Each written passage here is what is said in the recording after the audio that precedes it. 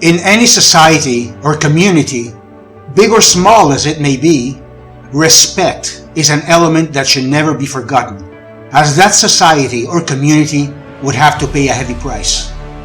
It's not a question of good manners, but something that is owed, as it acknowledges the right to be considered a worthy member of a given group.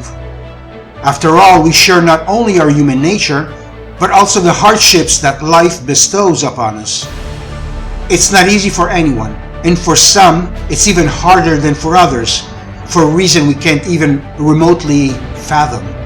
And because whether we like it or not, nobody can raise his hands and say, "I've had it, I don't want to play anymore." For this alone we deserve respect, all of us, with no exception. Sure, there are people who play this game that we call life better than others, but we're all out there on the field to do what we are called to do to the best of our knowledge, skills, and possibilities. It goes without saying that the game of life too has rules of its own that we are all expected to abide by, and he who breaches them should be reprimanded and sanctioned, for his actions can negatively impact the well-being of others. But the respect for that person should nonetheless be maintained, because sanctioning a behavior or an action doesn't mean judging the person, which is the worst lack of respect. And if respect is owed to all, even more so, it is applicable to oneself. If we are in no position to judge others, what makes us think that we can do it with ourselves? We are all the results of the genes we received, of the education we had, of the more or less pleasant experiences that we came across, of the culture in which we were raised, of the wrongs that we suffered. We didn't choose any of these things.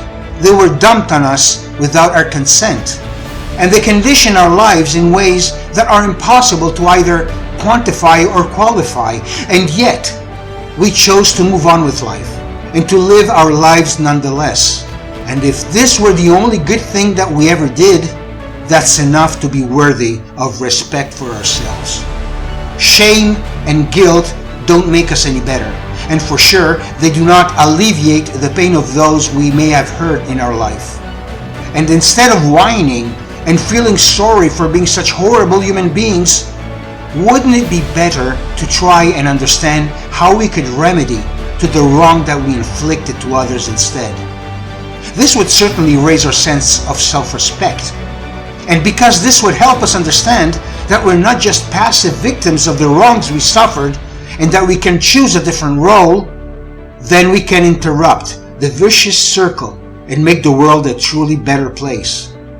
And if we are not owed respect for this, for what then?